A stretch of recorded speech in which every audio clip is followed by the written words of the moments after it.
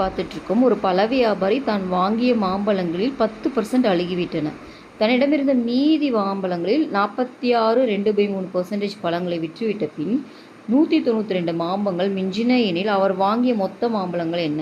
So மொத்த மாம்பழம் எனக்கு தெரியாது, சரியா? எது கேட்குறாங்களோ அதை எடுத்துக்கலாம். மொத்த மாம்பழம் எக்ஸ்ன்னு எடுத்துக்கலாமா? ஏன்னா நம்மளுக்கு அது தெரியாது. அதில் 10% அழுகிருச்சு, சரிங்களா? அழுகினதை விட்டுருங்க.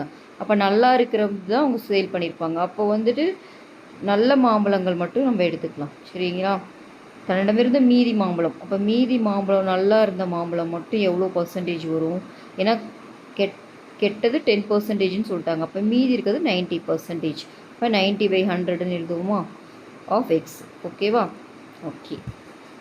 இப்போ என்ன சொல்கிறாங்க, இந்த மீதி இருக்கு இல்லையா, இந்த மாம்பழத்தில் அவர் 46 2/3% விற்றுட்டார். அப்போது 90% ஆஃப் 100x.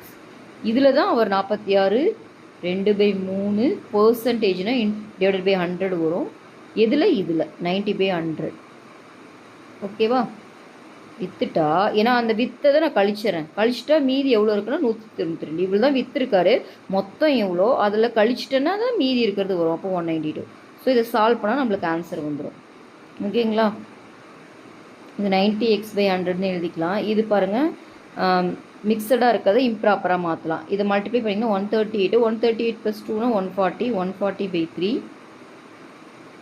இன்ட்டு இந்த 0 கேன்சல் பண்ணிடலாம், ஓகேங்களா? அப்போ 9/1000 வருது,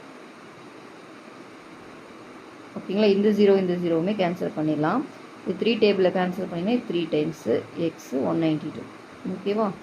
இப்போது 90x/100 இது மல்டிப்ளை பண்ணலாம். 4 3s are 12, remaining 1 1 3s are 3, 42xன்னு வருது. 42x/100 which is equal to 192. So 90ல் 42 போச்சுன்னா உங்களுக்கு எவ்வளோ வரும்? 90ல் 42 போச்சுன்னா 8, இங்கே 8னா 48ன்னு வருது, ஓகேங்களா? 48x/100 which is equal to 192. எனக்கு எக்ஸ் தான் வேணும், ஏன்னா நம்ம மொத்த மாம்பழங்கள் தான் அவங்க கேட்குறாங்க இல்லையா, அதை எக்ஸ்ன்னு தான் நம்ம எடுத்துருந்தோம். அப்போ 192 × 100 டிவைடட் பை 48. 2 டேபிளில் கேன்சல் பண்ணிங்கன்னா உங்களுக்கு இது என்ன வரும்?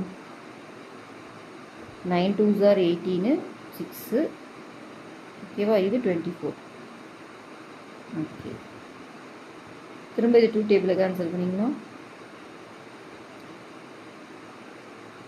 12 48. இது 4 டைம்ஸ். அப்போ 4 × 100 400. அப்போ எக்ஸோட வேல்யூ நம்மளுக்கு 400ன்னு கிடச்சிருக்கு. அப்போ மொத்த மாம்பழத்தோட எண்ணிக்கை எவ்வளோன்னு பார்த்தீங்கன்னா 400 தான் இந்த சம்மோட ஆன்சர், ஓகேவா?